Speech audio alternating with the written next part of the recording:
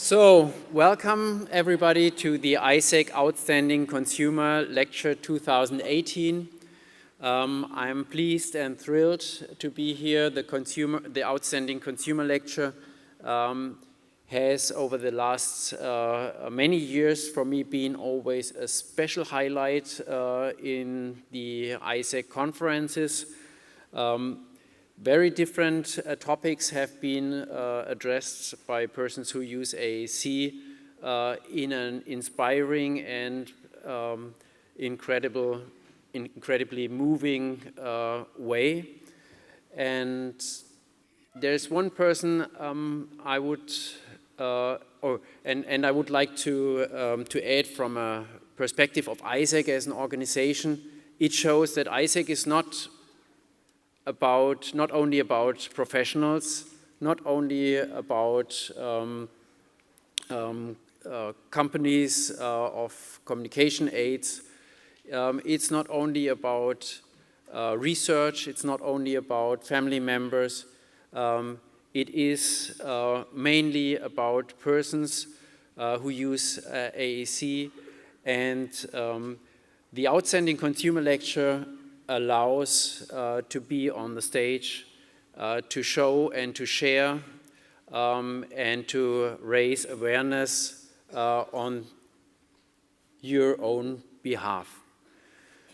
And I want to take the opportunity to thank one person who in an incredible engaged way always volunteered to do all the process, prepare everything, organize the consumer lecture, and this is John Costello. Thank you. And he will guide you through the process. Thank you. Thank you so much. Welcome, everybody. It's a little hard to believe that it's 28 years. This is the 14th ISEC Outstanding Consumer Lecture. And what I'd like to do is give you a little bit of history of how this whole process has developed. So back in, it was actually 1990, Walt Woltos, who was the founder of the company Words Plus, he and his wife, Ginger Woltos, had said, you know, as our field is moving forward and as we're recognizing more and more how important it is that what we do is driven by engaging and learning from people who use AAC. Walt had said, but we're sort of a little off because everyone is so focused on paying attention to the technology and how someone's using it and the strategy and the technique.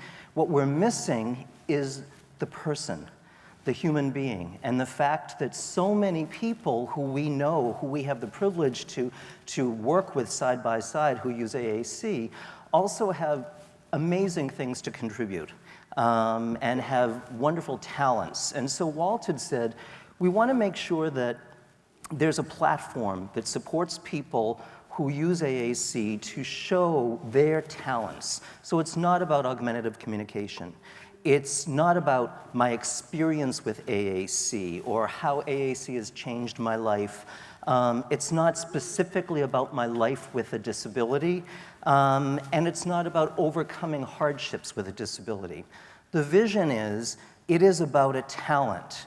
It's an expertise, it's a scholarly endeavor, it's someone's sense of humor, it's their opinion, it's their life expertise that should be shared. And so, back in 90 and starting in 1992, we established the ISEC Consumer Lecture. The process is that the submissions are solicited, and many of you hopefully saw multiple solicitations asking you to submit. It was in online and in journal and all sorts of places. The guidelines were outlined, and really it kind of outlined what I just described. It's about an expertise and not about life with AAC. And we've had judges, and now because we have such a rich history, we have had a number of people who've been previous presenters participate as judges. And so this time around, for 2018, we had 7 submissions from 5 countries. I will take this moment right now to challenge you right now to think about 2020, wherever we will be, 2020, and start talking to the people you know who have expertise that should be shared and encourage them to be submitting. But keep in mind the guidelines. It's about really showing who you are as a person and your expertise beyond AAC. Oh yeah, in addition to having this wonderful unopposed platform, AIESEC offers a cash award of 5,000 Canadian dollars to the person who is delivering this lecture. What I would like to do, I've had an enormous privilege for 28 years now to be part of this. And so I'd like to talk as quickly as possible about this rich legacy. I want to start out by highlighting that of our 13 previous presenters, we have lost 2 of them in the past couple of years, and so I want to honor them specifically and talk about Mick Joyce. In 1992, Mick Joyce presented on finding love and relationships in the 20th century. I looked online and I saw a number of statements about Mick and saw this stating, Mick was born with cerebral palsy and fooled everyone, especially the doctors. After high school, he studied creative writing, political science at Southwest Minnesota State University. He wrote poetry, many grants, manuals, handbooks, and newsletters for people with disability. And I wanted to just show you one excerpt of Mick's poetry. When I look at you, and riding high with you, when I look at you, I see the skies clear. A sun burst forth, all dark clouds disappear. When I gaze into your eyes, that's when I want to dance and cry tears of joy, then go into a timeless trance. When you smile at me, the budding lilies open up, the blue jays start to sing, and I am whining like a pup. And so look online because there's more. Paul Marshall in 1994 delivered a wonderful lecture, Value of Faith and Family. We also have lost Paul. Again, looking online, I saw this. You've got to keep going, declares the disembodied electronic voice that emerges from his speech-generating device after a series of clicks. The word prediction properties of his technology counteracting the hesitancy of his fingertips. His eyes adding humanity to the computer's formal phrasing. The Hamilton resident has made it his mission to speak for people like him who've had trouble connecting with a world that sees only flailing limbs and hears only tangled grunts and groans. He calls the rest of us tabs, the temporarily able-bodied, because he wants us to see infirmity as the body's destination. We're all just a moment away from having our lives changed, to having a lifelong disability, he says. Dark humor is just one of the techniques he used to prevent an indifferent world from ignoring him and those like him. Michael Williams in 1996 presented a wonderful lecture on literacy and education, a foundation to success. Meredith Allen, our president-elect, in 1998.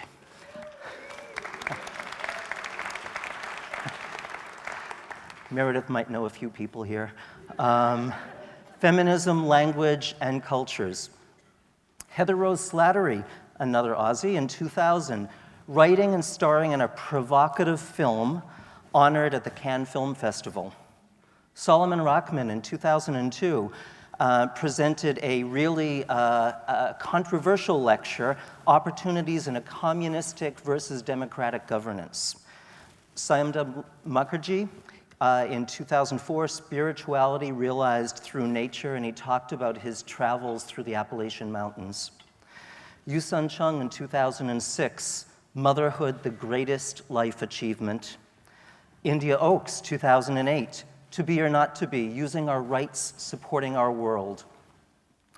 Tor Sandaman, Philosophy of Mathematics. Lisa Lehman, Intimacy as a Human Need. Fiona Given, a journey of discovery to the last frontier, discovering an adventure in the Antarctica. And Glenda Watson Hyatt, finding your dream the North Star for your life's journey. It is my distinct pleasure to introduce to you now Mckinsey Ninsis, Assumptions, Attitudes, and Adventures.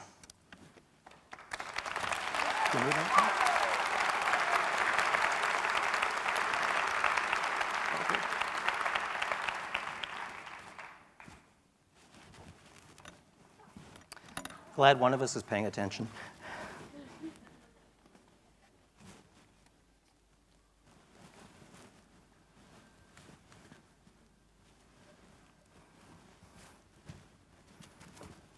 Tēnā koe, te kuta John Costello.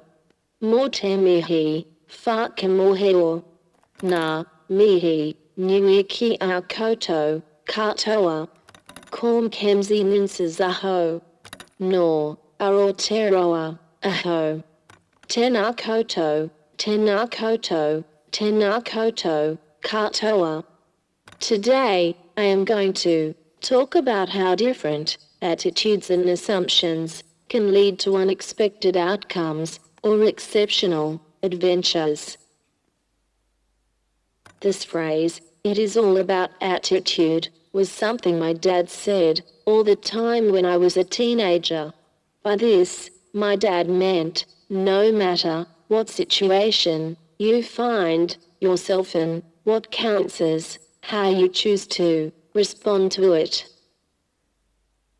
More recently, my mum and I discovered another way of looking at attitude.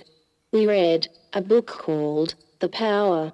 Rhonda Byrne, the author, explains how creating a mindset or adopting an attitude is like getting on a horse.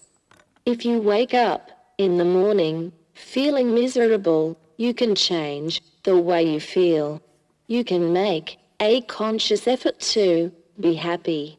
It's called getting off the grumpy horse and climbing onto the happy horse, or any other horse you like.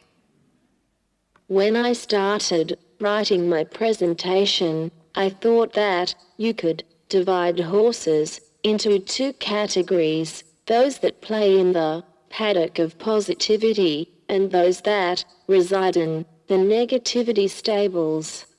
However, the more I reflected on my almost 25 years of life experience, the more I realized our genetics, memories, experiences, and aspirations make us who we are, and they all affect our attitude. So, the way I like to think about it is our genetics, memories, and aspirations make up the grass in our paddock. Meanwhile, our current experiences form what the weather is like in our paddock. Most days bring unremarkable weather, but every so often we experience something which sends pouring rain or warm sunshine into our paddock. Some horses make their presence more apparent when the sun is shining, while other horses stand out in the rain. For example, if someone is suffering from anxiety, the anxiety could be considered a storm.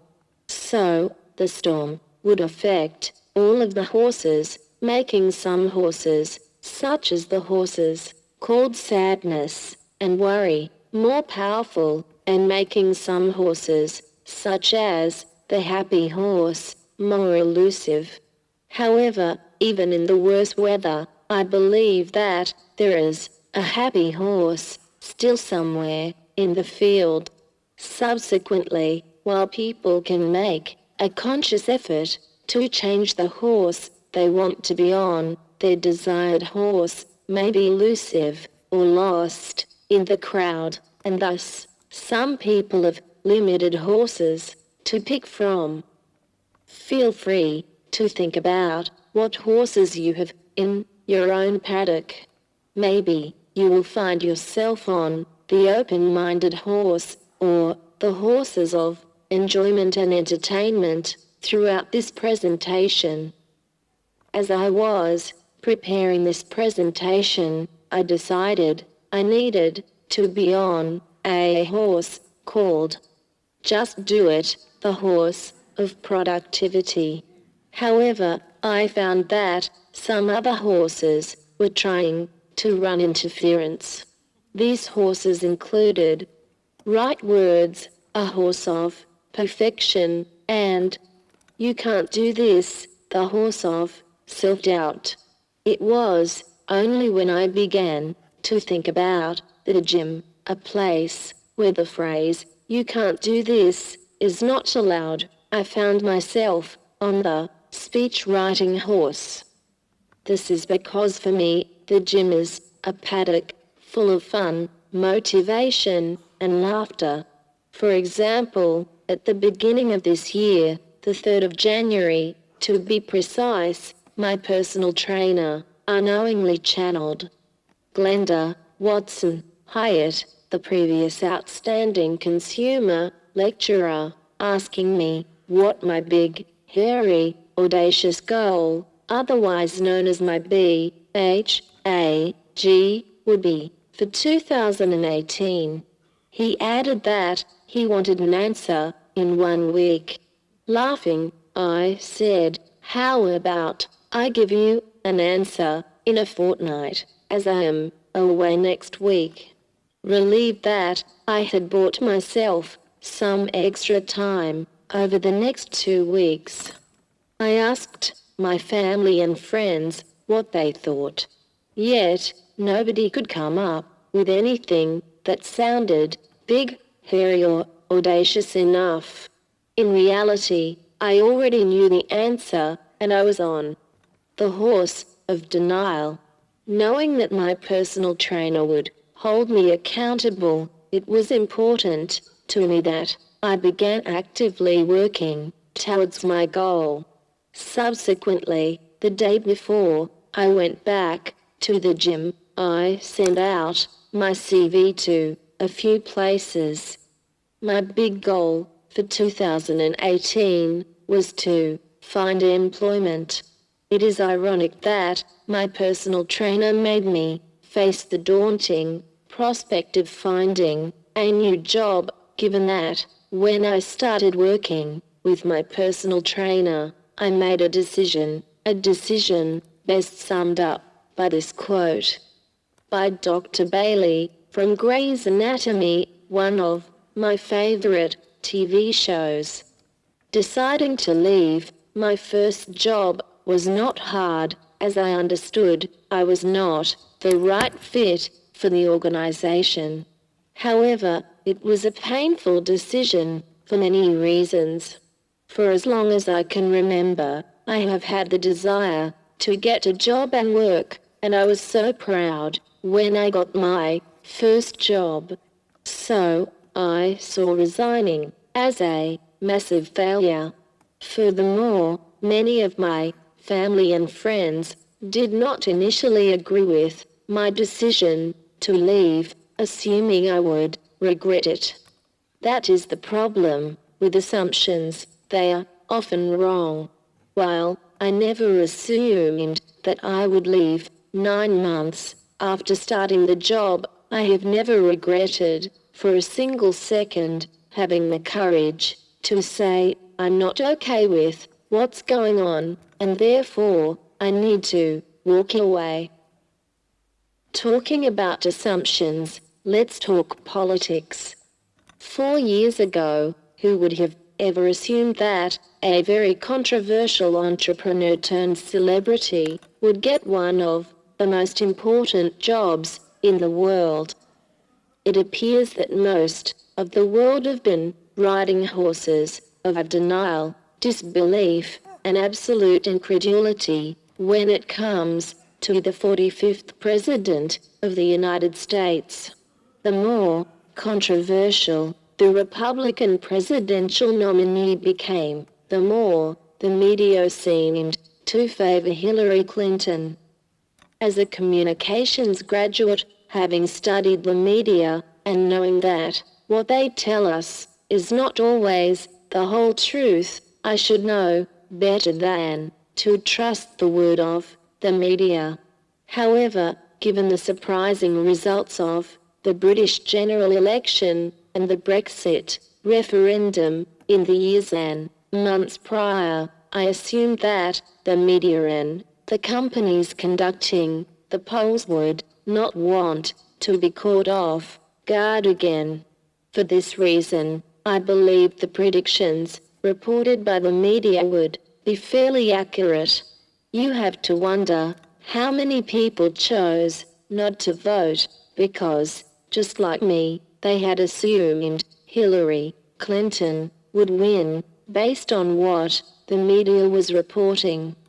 In fact, Hillary Clinton has said herself one of the contributing factors to her losing the election was that many young women did not turn out and vote, assuming that she wouldn't need their vote. Similarly, a year ago, many New Zealanders would have never assumed that they would have a Prime Minister on maternity leave.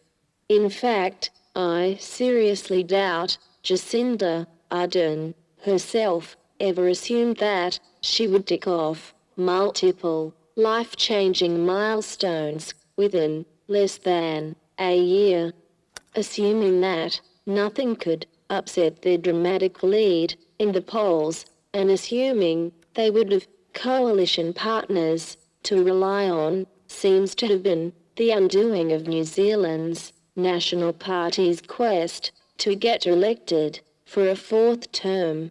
We can only assume, in hindsight, the National Party would have changed their campaigning and negotiating tactics. On a more personal note, throughout my life, there have been many assumptions made about me, and I have made quite a few myself. From the moment I was born, my parents knew that something was not quite right. Nevertheless, they always assumed that I had the same intellectual understanding and capabilities as my sisters. However, when it has come down to being treated like anybody else, not everybody has been on the same horse or page as my family. Given it's the 21st century, there is an assumption that society is fully inclusive now. However, a shift in societal attitude takes generations, and thus there are still many assumptions and attitudes us in the disability community need to challenge. For example, I went to my local high school just like my sisters. Every new student did an academic test, and based on the results, you got sorted into your main class, where you were supposed to stay for your first 2 years of school. However, I ended up moving classes at the end of my first year because, as my family later found out, I got placed in my original class, not based on my test results, but based on the school's assumption that I may not cope with the workload of high school. Similarly, most students choose their university based on what courses they want to do. Instead, I hopped onto the horse of practicality, and my choice came down to which university would give me the extra time I needed to complete my exams, and which campus was most wheelchair accessible. In that situation, it was clear that I needed to be on the horse of practicality, but as I mentioned earlier, sometimes it may be hard to find the right horse at the right time. Alternatively, some horses may be Thestrals. For those of you who haven't heard of Thestrals, they are mythical horses which appear in J.K. Rowling's Harry Potter books. known for their unattractive appearance and only seen by those who have witnessed death. Thestrals are perceived to be scary and a representation of misfortune. However, as Harry Potter learns, once you see past their initial appearance, you discover their true nature and worth. Firstly, I share the misunderstood nature of Thestrals. Many people who don't know me still assume that I have an intellectual disability just by looking at me. It is only after people spend time with me they discover somebody who has an unusual taste in music, somebody who needs physical help but knows her own mind, somebody who has worked hard to get a Bachelor of Communication and a Master of Business Studies, somebody who has a cheeky sense of humor, somebody who is more of a wild horse than My Little Pony. Secondly, in the context of our horse metaphor, Thestrals are those horses that you don't know you need to ride until there is a crisis and you have no choice but to be on their back. For example, 9 years ago, it was discovered I had a folic acid deficiency. The horses of curiosity were nowhere to be found, as nobody ever thought it might be a symptom of something more. When I became suddenly unwell with abdominal pain, the doctors assumed that I had appendicitis and removed my appendix accordingly. However, as my condition continued to deteriorate, it was suggested to my parents that I could have swine flu, or that the surgeons may have done damage when they took out my appendix. My condition deteriorated to the point that I required a ventilator to breathe for me, and the doctors decided to do emergency exploratory surgery, then scans, concerned that if they did the scans first, I would become too unstable to operate on. Unfortunately, neither the surgery or scans provided any answers. After mysteriously recovering and spending a total of 10 days in the high dependency unit, it was assumed that I most likely had some type of virus. It was not until I left the hospital, knowing I needed to figure out the truth, I jumped onto the horse of curiosity. After some research and experiencing some less dramatic symptoms, my GP ordered a blood test. The results were undeniable. To be considered to have celiac disease, the blood test needs to come back over 10. My test results came back at over 40. No wonder I had been so ill.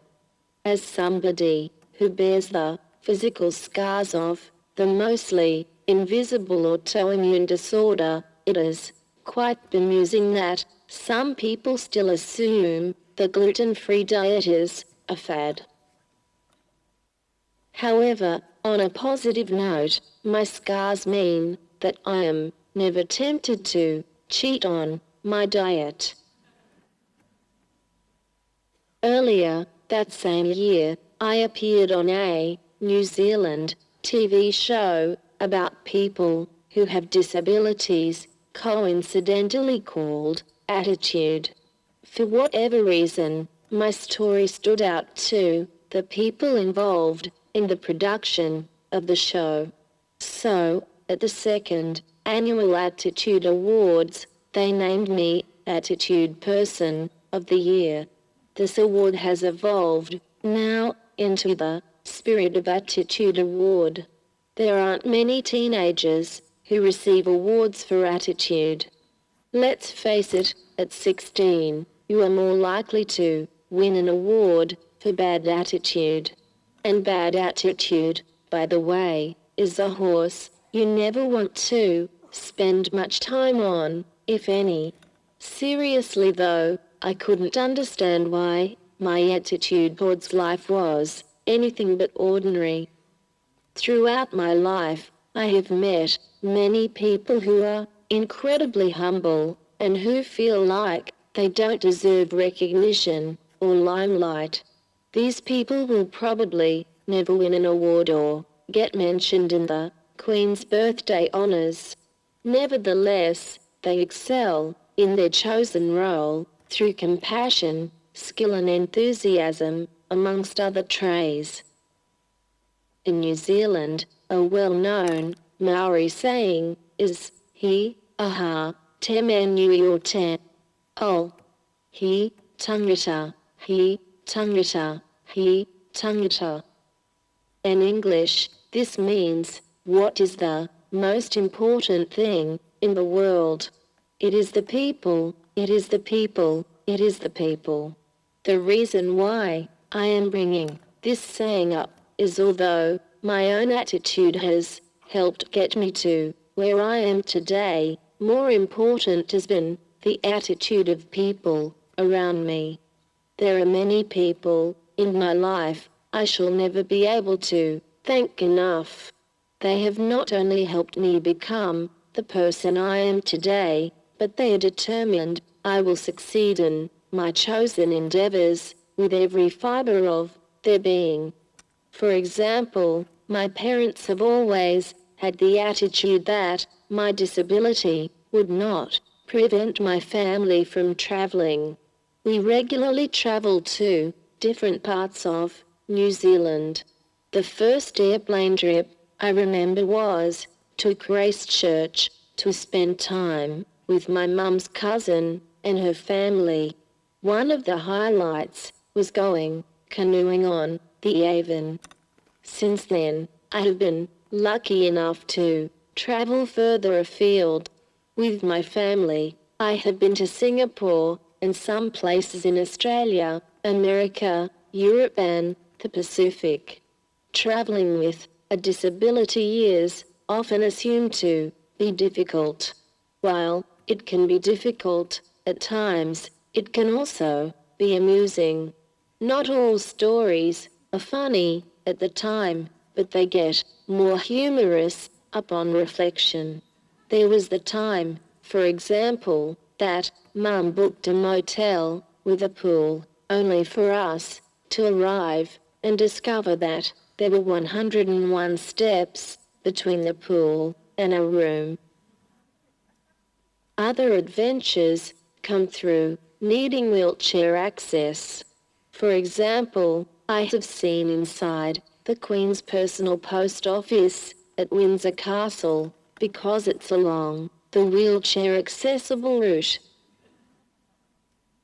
The trip I probably enjoyed the most was going to Orlando to visit a friend working at Disney World. Nothing comes close to rivaling the magic of Disney. A lot of people continue to assume that people with physical or other disabilities cannot be adventurous. Although traveling in theme parks have provided me with great adventure over the years, I have had many adventures back home in Aotearoa.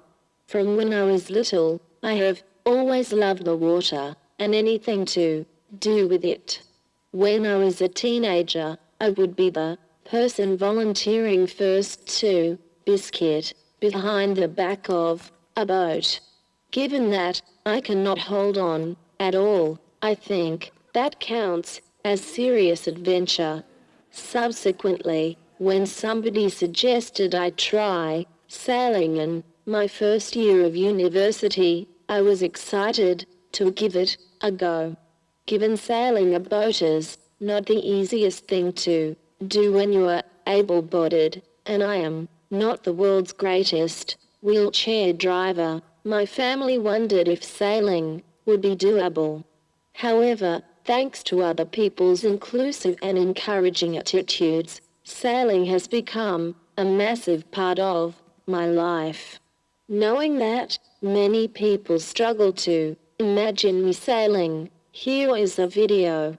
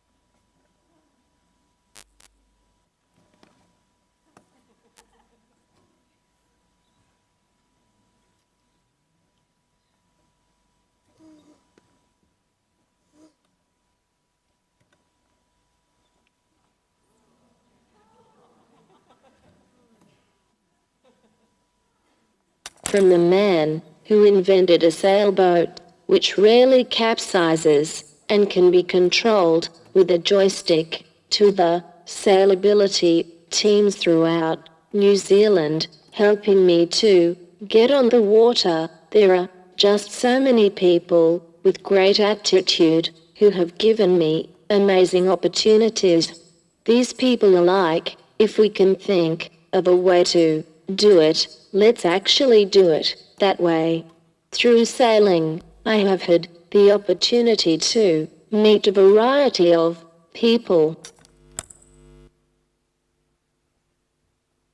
For example, I met some of my best friends when they said, "Come to Taupo, we are doing a sailing regatta, and you can come with us in one of our boats. You can experience a regatta without having to do it yourself." How many people who struggle to communicate would think it's a good idea to spend a weekend sailing with complete strangers you got introduced to on Facebook? My horse of trust must have been working overtime that weekend, enabling me to enjoy the experience. Sailability Hawke's Bay has a motto which sums up their attitude: ability is no limit to adventure. I had the privilege of embracing this motto last year when I was invited to sail as part of a 24-hour event. Many people were involved with the event because every 2 hours the boats docked back at the wharf to rotate sailors. After all, nobody is really crazy enough to sail for 24 hours straight, are they? Hang on a minute. I am crazy enough to write a master's thesis using my toe. I am crazy enough to go sailing with a bunch of strangers, and I am crazy enough to agree to sit here in front of you all and deliver this presentation. So, I think we all know that I have a crazy horse running around completely wild in my paddock. For this reason, when my friend decided that she was going to sail for 24 hours straight by herself and then asked me to do the same, I didn't hesitate. My only hesitation was finding a caregiver who wanted to come along for the adventure, which I eventually did. We set off at noon on Saturday, the 4th of February. During the 24 hours, I only hopped out of my boat once, and that was to go to the bathroom, which I think is pretty reasonable. My friends and I have had a few other great adventures. Sometimes my friends take me on adventures as their guinea pig. For example, we did a series of zip lines in Rotorua to see if it was an activity worth recommending to other friends. They took me along, knowing that I am the lightest and the most flexible. Very quickly, we ascertained that these zip lines would not be suitable for our other friends.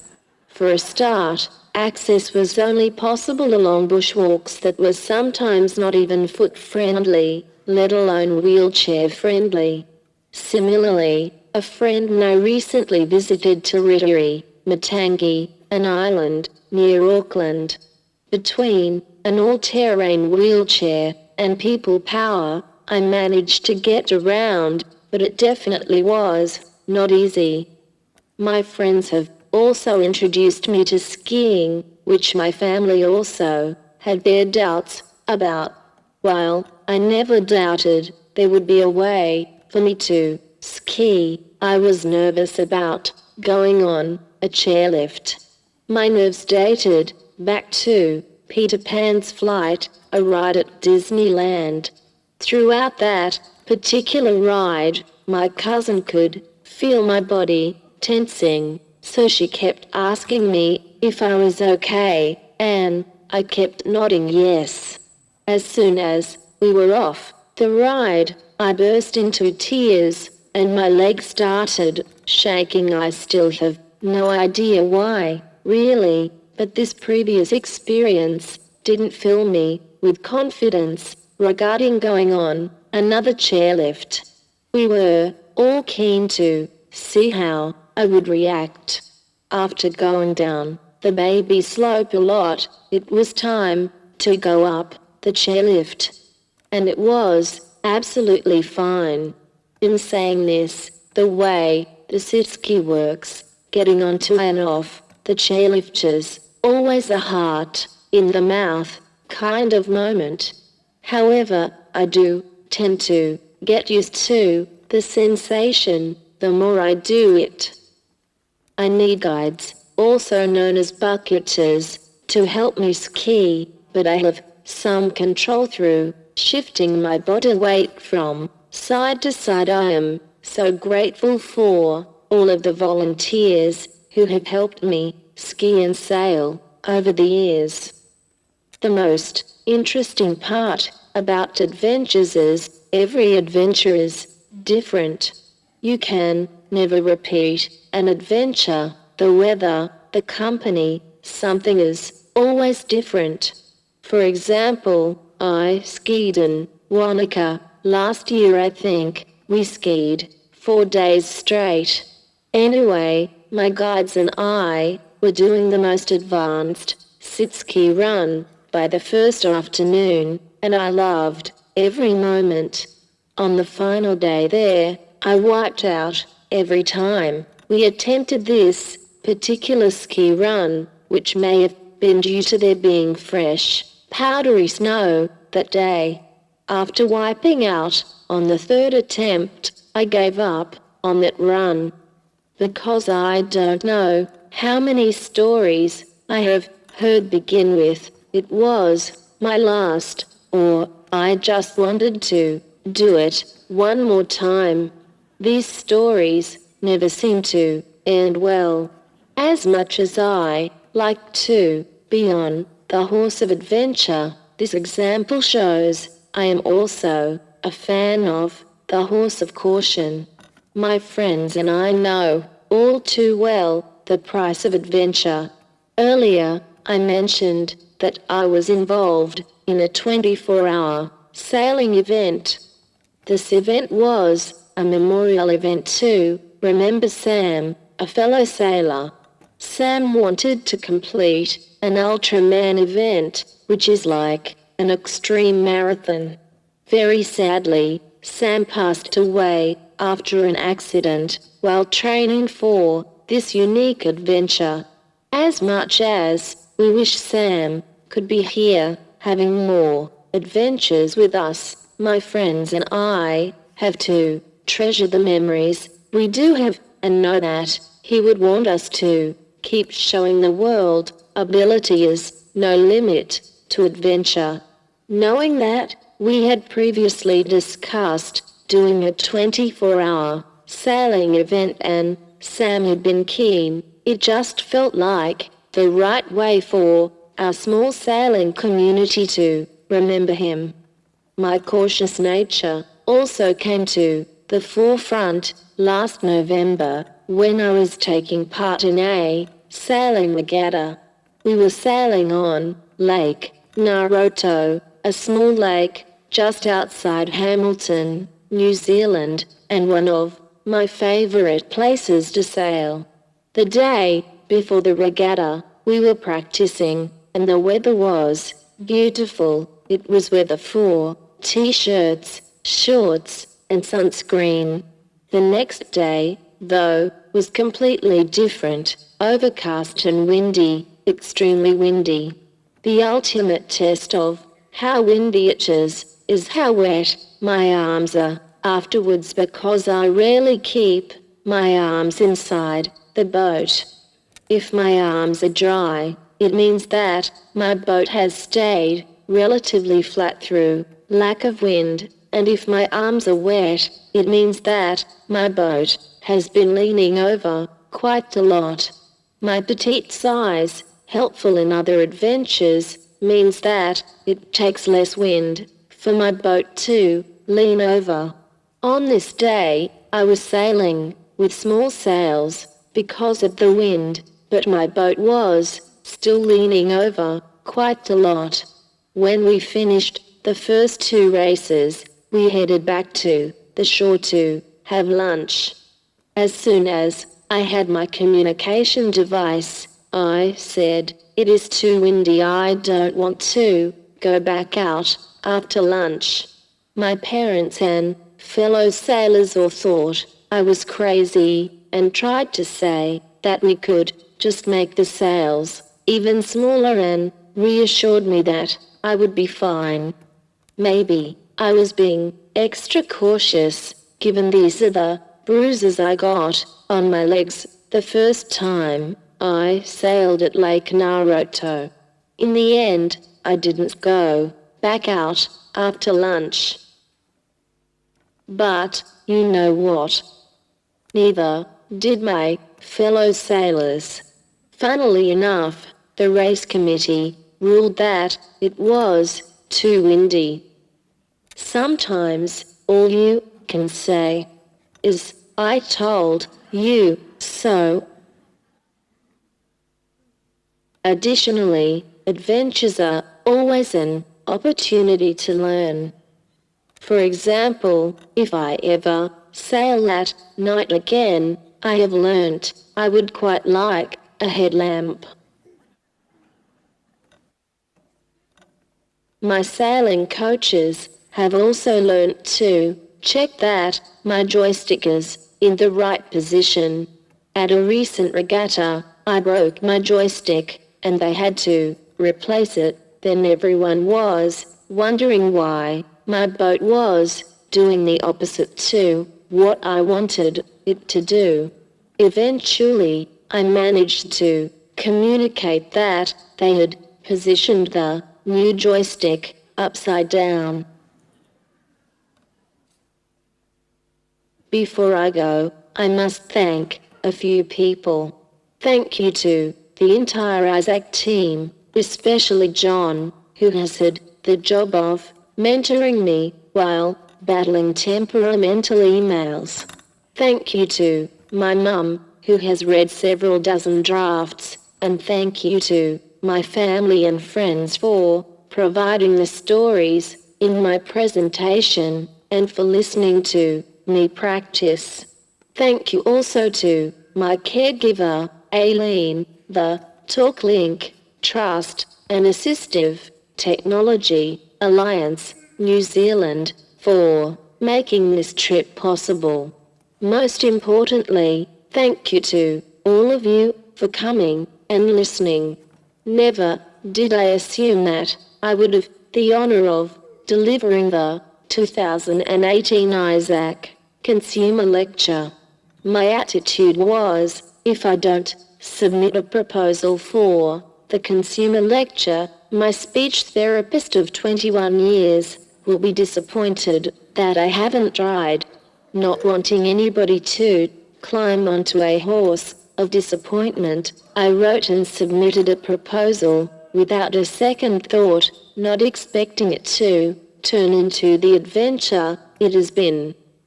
Also, you may be wondering how I am going with my big, hairy, audacious goal.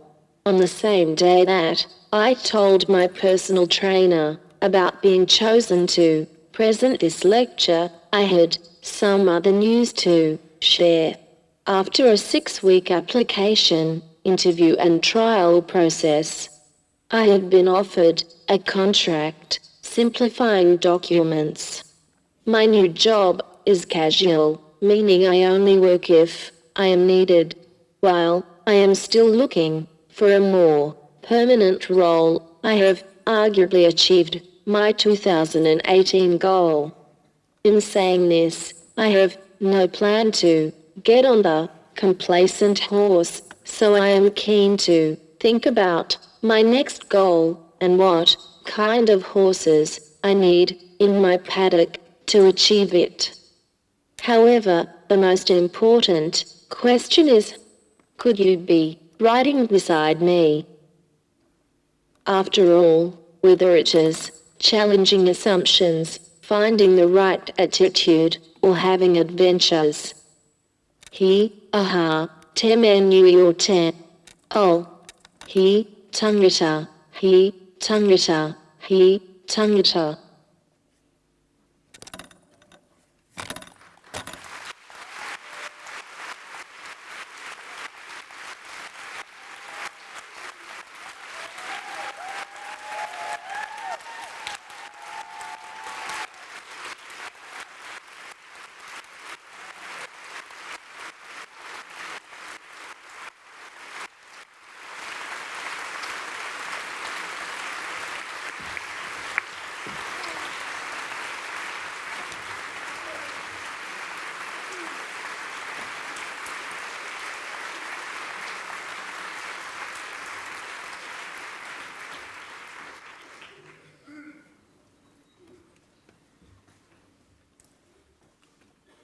So, now it's my honor to award you with the ISEX Outstanding Consumer Lecture Award 2018.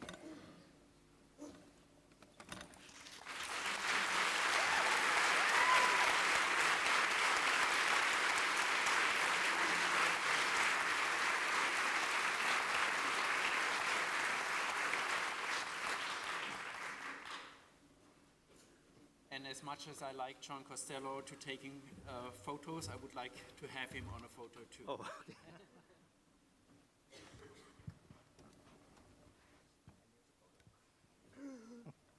Told you. Thank you. And you also received this ISEX needle. Thank you.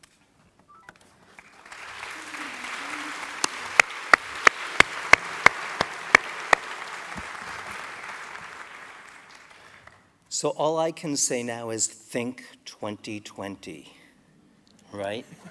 Get those applications ready. Thank you to everyone.